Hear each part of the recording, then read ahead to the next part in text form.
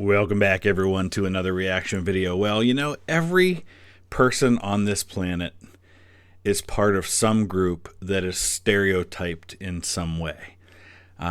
Whether it's where you grew up, where you live, something about a religion you belong to, or an ethnic group you belong to, or a political movement you're a part of. There are stereotypes. There are things that have become caricatures, have become descriptive ways of talking about an entire group, and in more cases than not, they're not true, but somewhere along the line somebody believed that was true, or somebody claimed it was true, and it got applied to an entire group of people, oftentimes earned because of the actions or the words of a few. So stereotypes are an interesting way for us to get a view into the culture and the history of a place, even if it means debunking those stereotypes. So this is a video that my friend Mr. Terry did a while back. It's called European Stereotypes Explained, and it's by a channel called Living Ironically in Europe. So I'll put the link down in the description to the original content so you can check it out without my commentary. Recognizing up front that my personal experience in Europe is quite limited. I've been there, gosh, I'd have to sit down and count, but maybe a dozen times in the last 3 years. And I've only been to like 7 countries in Europe. Let's see, so England, Scotland, Wales, maybe more than 7. France, Belgium, the Netherlands, Luxembourg, Germany, Austria, and Italy. 10. Okay, 10. I've been to 10 countries in Europe, but that's hardly enough to go on to be able to judge entire groups of people and judge stereotypes. So it'll be interesting. It'll give us something to talk about. I think it'll be fun. So we're going to go ahead and dive into this. Kennedy in Atwood, Illinois, thank you so much for your support on Patreon. Could not do this without you. And I want to thank all of the new patrons that have been signing up in the last couple of days. We've been adding some. We are going to be doing another patrons only, patron and members only live stream probably this weekend. I'll be announcing that soon. All right, let's go ahead and dive into this one. Up. All right, I will say this, that appears to be in Germany. We have those in the United States. I've seen those in the United States. I've never participated in one, but it does look kind of interesting. Seen them in places like Vegas. I think I've even seen them in Cleveland. That looked awesome, by the way. Okay, sheep is definitely a thing that I see a lot in Europe, especially if you go to places like Scotland and Wales. Sheep everywhere. Oh, every Midwestern white girl's favorite continent, and also a region. Favorite continent, by that he shows the 3 countries that most Americans go to on vacation if they go to Europe. The UK, because there's got Northern Ireland there, so that's the UK, France, and Italy. Yeah, that's about right. White girl's favorite continent, and also a region chock full of stereotypes. In the past, we've explained them all. Albania? From every and any country in the Balkans, no matter how small. That's because you're not a country.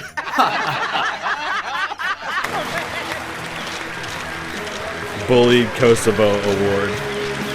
But today, we're going further and farther than any man has gone before. That's right, baby. We're going to talk about Western Europe. Now, if there's one single country in Europe everyone collectively enjoys making fun of, then that's France. If you've spent any ounce of time on the internet or watching TV, you've probably seen something like this. I've worked for 3 years in human resource. I'm not consider myself as a fluent. The union involves a strict responsibility and a deep solidarity. Now, I will say this, and this is true for any country on the planet. It depends entirely on where you are talking to people and what group you're encountering. You can't judge an entire country based on one city, for example. I think a lot of people judge France on Paris. And let me just say, Paris is very different than the rest of France. Now, I've only been in Normandy and in eastern France and places. In Normandy, I've been in Caen, Bayeux, Normandy. Eastern France, I've been in Reims and where else? Verdun, Albert.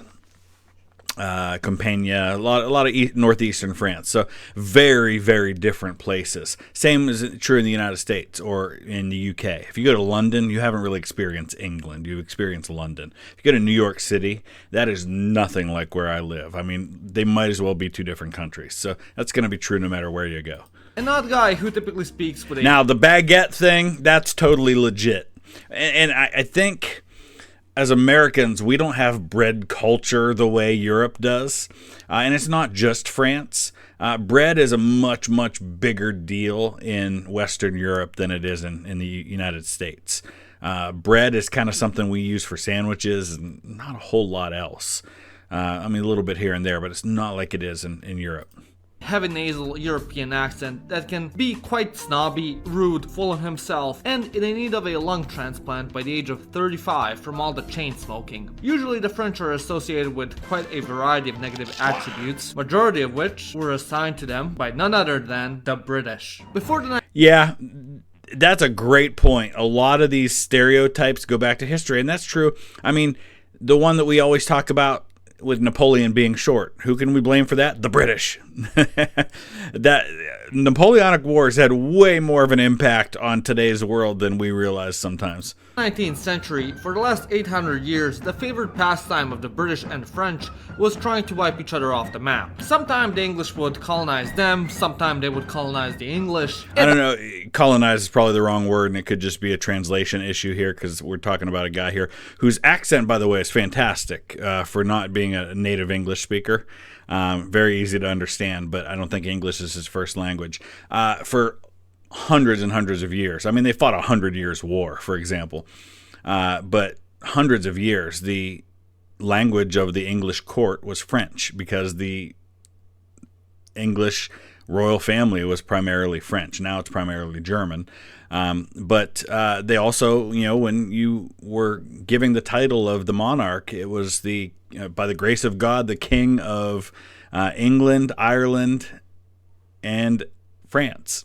They claimed France as part of their kingdom. It doesn't really matter. The point is, during the time of French rule and later on regular rule, a lot of the ruling class were of French or Norman origin. Yeah. As the ruling class tends to do. Which is funny because then the Normans were of Viking origin. They focused on distinguishing themselves from meager peasants by doing weird activities and taking a liking to fine arts. Because of which, even to this day... I just got to stop and say this, and this... I don't typically touch on modern politics and things happening in the modern world, but I cannot wrap my mind around what people think they're achieving by tossing paint at the Mona Lisa. First of all, it's behind a protective cover, so you're not doing any damage to the painting. Number two, a lot of the times they're protesting oil and they're using an oil-based product to throw at. And number three, all you do is take people who might have otherwise not cared one way or another about your cause and turn them against you. I just don't see a positive side to it at all. A lot of vocabulary for arts, law, fashion, politics, gastronomy come from the French language. Thus, as any normal sound people, the British saw this ruling class as absolutely pretentious as Louis and the full of 16th themselves, and then ended up subsequently assigning Actually, that might have been Louis the 18th. He was really fat. the stereotype to the entire nation. Yeah, but I think some of the smug, rude, abrasive stereotype of French people can apply to Parisians, but not to the rest of France. I've said this before. I love France. I love the people that I've encountered in France. Paris was a very different animal. I did not like Paris at all. I did find the people rude and dirty, and I understand that Paris, like a lot of major cities, is a conglomerate of many different cultures and peoples, and it's hardly all French people there. But the French people I encounter outside of Paris, fantastic. People in Paris, not a fan. Jij krijgt een enkeltje naar de rijstvelden, jij vuile sodomiet! Known across the continent. All right, I got to be careful here because I've got some friends in the Netherlands, so I don't want to offend some of my friends. As swamp Germans for their language. Swamp Germans. Now, I'll say this. First of all, the Netherlands, again, amazing country. Every country of the 10 that I've visited in Europe, I've had a wonderful experience. But when you are there, and to my very untrained ear, people speaking Dutch in the Netherlands sounds similar to German, which makes sense because Dutch is a West Germanic language.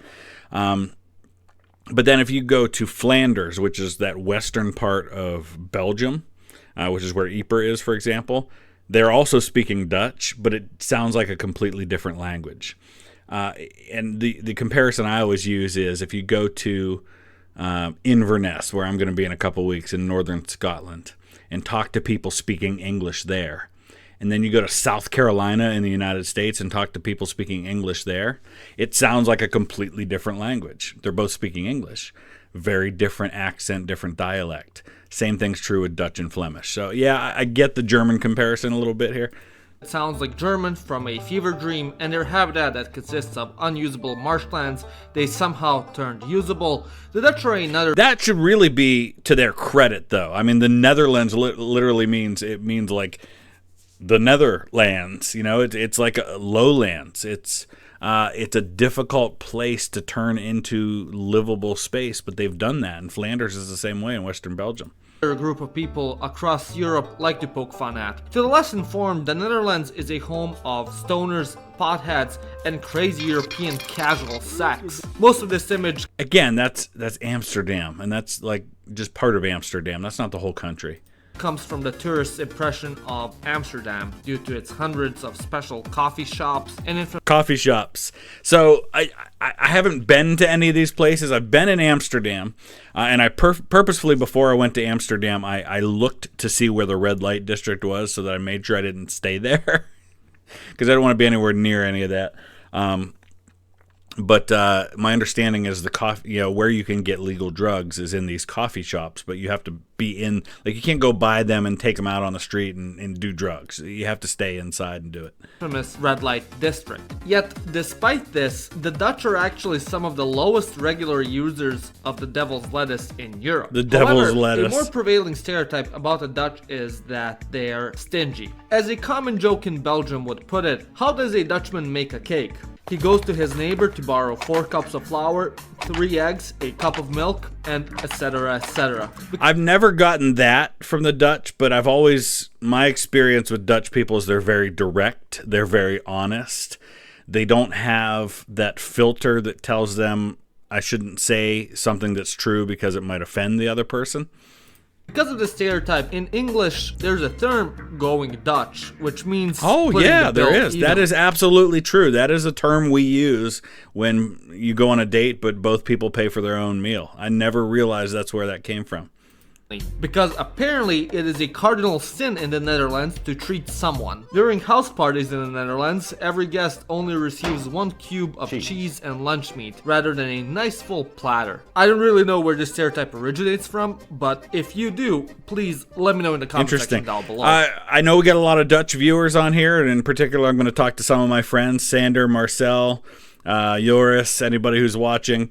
Is that true about you guys? I mean, are you kind of that way?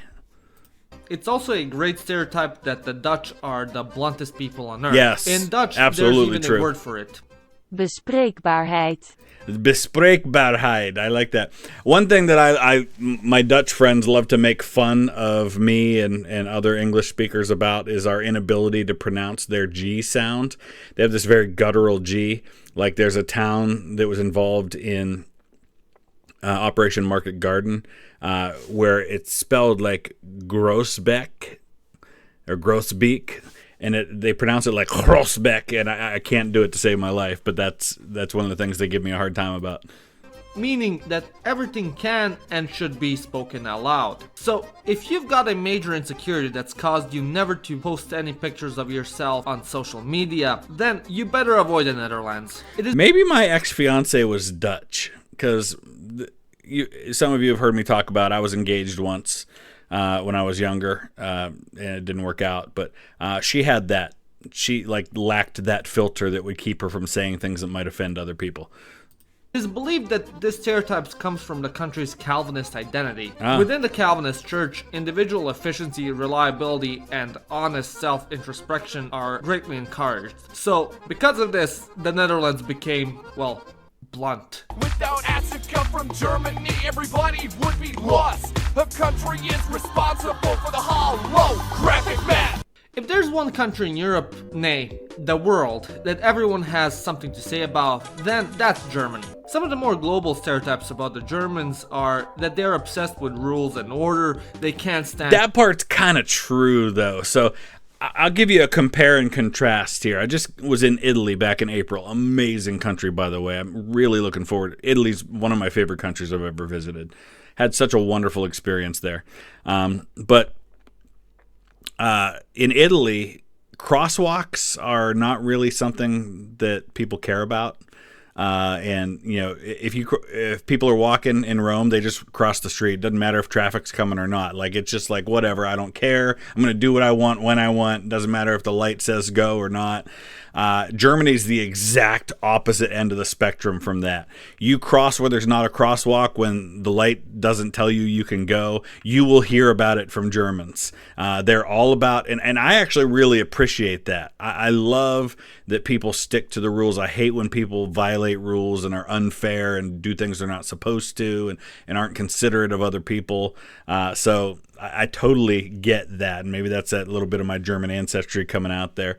But the other stuff, like the Lederhosen and all that stuff that people think of with Germans, that's really Bavaria. That's not Germany as a whole. Northern Germany and Southern Germany are very different culturally. Southern Germany is much closer to Austria, and there's like a Celtic part of their culture there that Northern Germany doesn't have. And not being punctual, and if a train leaves by just 1.5 minutes later than it's supposed to, they have a brain aneurysm and die. And of course, they lack more humor than a graveyard filled with babies. Interestingly enough, it seems that quite a bit of today's modern German national character can be tracked back to the man who ruined Europe and is single-handedly to blame for the existence of megachurches. Martin Luther, the Protestant reformer. Single-handedly to blame for the existence of megachurches? Wow. Alongside being known for nailing posters on churches and trolling Which didn't probably actually happen that way.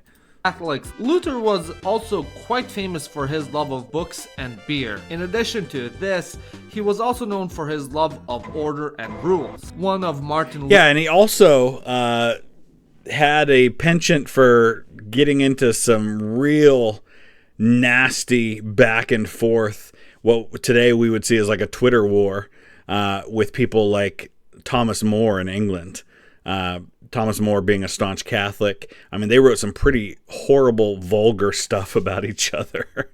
Luther's best-known quote is, Ordnung muss sein unter den Leuten, meaning there must be order among the people. And, as you know, Luther and his teachings were embraced by Germans with open arms. Thus, as a result, characteristics associated with the Pope's... Embraced by many Germans. You have a 30 years war where Germans, among others, go to war with each other over the idea of religion. This enemy also got associated with Germans. These stereotypes of orderliness and rigidness further got associated with people due to the Prussians as well, due to Prussia being a highly militarized society which valued order and discipline.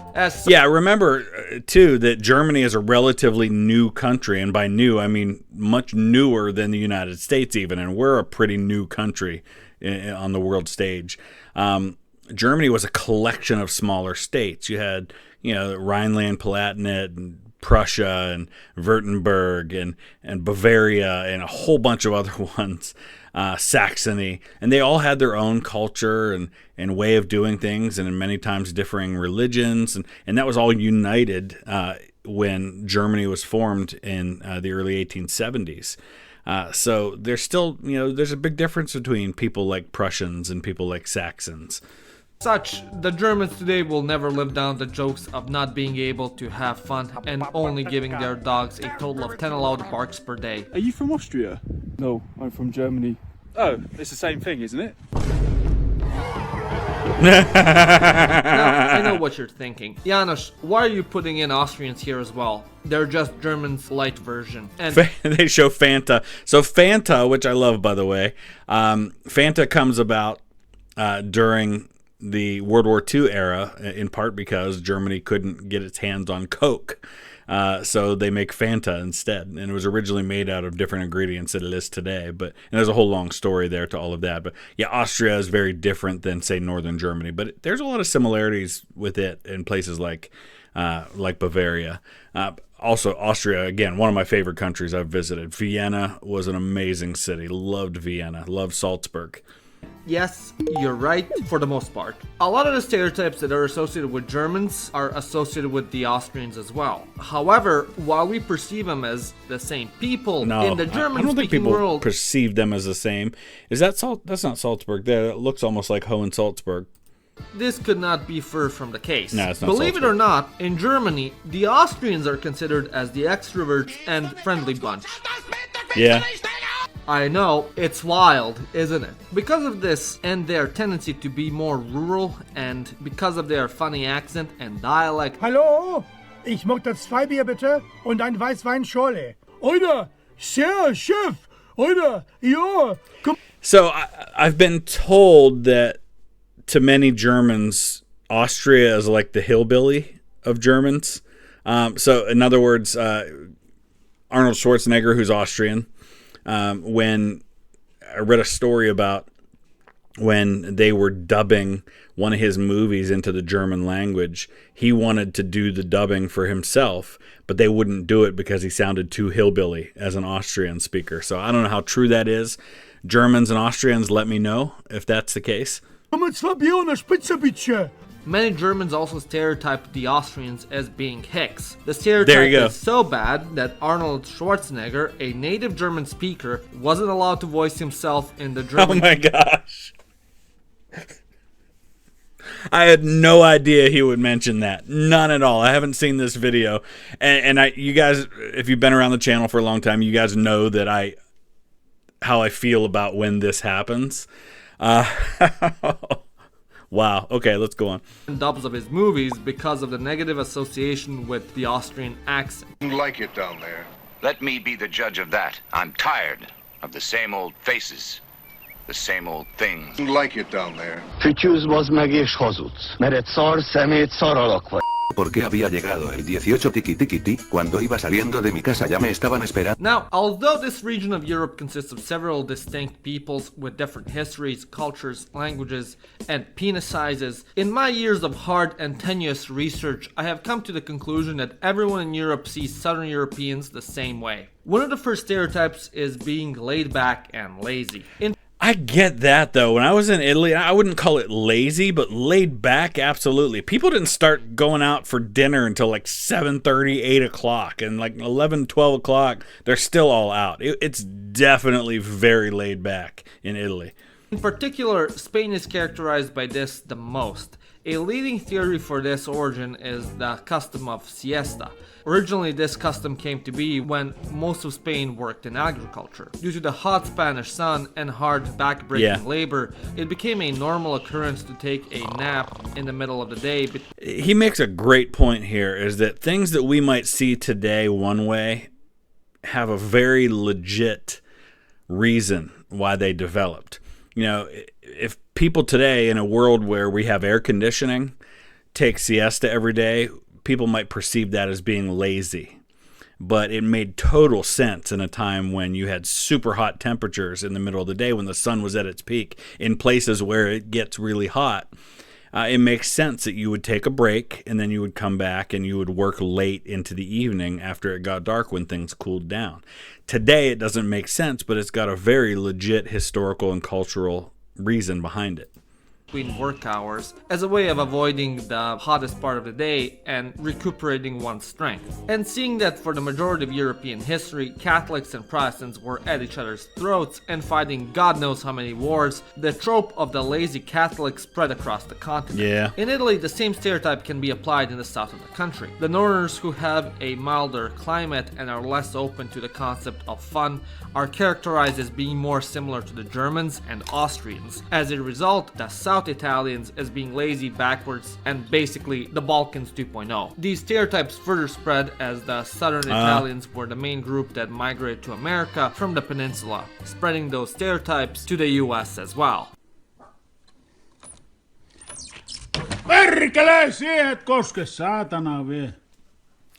Yeah, to be fair, I think that was a black bear, and black bears are very different than, say, a grizzly bear. We get black bears around where I live from time to time, and they've never been known to harm humans. They're as scared of us as we are of them. From the warm and sunny beaches of Iberia and Apennine Peninsula, we head north into the lands of snow, damp. This is a place I haven't been yet, but it's definitely high on my list. I will get to Scandinavia sometime in the next couple years. Socks and no sunshine, which somehow, despite everyone's abuse of antidepressants, is still somehow labeled as the happiest place on earth, Scandinavia. Despite being depicted as a fun-loving, jolly old puppet chef Definitely a stereotype there. on the Muppets, the Scandinavians have a reputation across Europe of having the worst food ever concocted on the planet. Because the land is, unsatisfactory and the climate is less than ideal with a short growing season, there isn't a whole lot you can make yummy delicious food with, so they're kinda stuck with rank fish in a can. Who knows, maybe that's why they take so many antidepressants. They're also known for being obsessed with heavy metal, especially their version of Hungary. Oh, listen to their version of Hungary, Finland. First of all, listen, the best metal band in the world comes from Sweden, Sabaton. So we can't give them too much grief over that.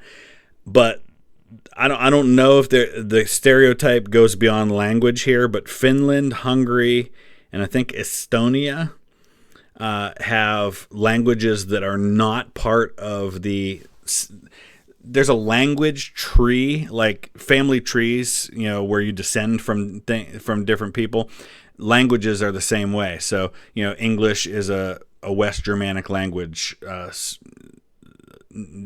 Danish, Icelandic, Swedish, Norwegian are North Germanic languages.